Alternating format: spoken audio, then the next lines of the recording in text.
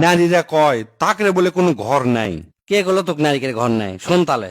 লোকে বলে নারীর নাকি হয় না কোনো ঘর, নারী ছাড়া একলা কভু ঘর বাঁধে না নর। যুগে যুগে এই দুনিয়ায় হয়েছে যত বাড়ি, পুরুষ জাতি বেঁধেছে তা রাখতে তাতে নারী। সকল বাড়ি তৈরি নারীর প্রেমের অনুরাগে, কোনো পুরুষ ঘর বাঁধে না সঙ্গী পাওয়ার আগে। নারীর প্রেমের পরশ পেতে হইতে নারীর বর, পুরুষ জাতি কষ্ট করে বানায় বাড়ি ঘর। পুরুষ জাতি যত বাড়ি বেঁধেছে এই ভবে, সব বেঁধেছে নারীর নিশি সঙ্গী হওয়ার লোভে। নারীর প্রেমের নারীর ছোঁয়ার সাধনা এলে মনে, কোনো পুরুষ বাঁধত না ঘর ঘুরত বনে বনে। যত রকম বসত বাড়ি আছে ভুবন কুলে, পুরুষরা তার মিস্ত্রি মালিক, নারীরা তার মূলে। নারী হলো বাড়ির শোভা, নারী বাড়ির প্রাণ, পুরুষরা তার কর্তা মালিক, রক্ষী দারোয়ান। নারীর নাকি হয় না বাড়ি অমূলক এই দাবি, নারীর হাতেই থাকে রে ভাই সকল বাড়ির চাবি।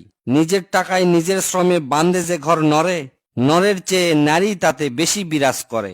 সাত সকালে পুরুষরা সব ঘর ছেড়ে যায় কাজে, ঘর বাড়ি সব আগলে রাখে নারী বুকের মাঝে। দিবানিশি অষ্টপ্রহর গৃহে কাটায় যারা, পায় না ভেবে কেমন করে হয় সে গৃহ হারা।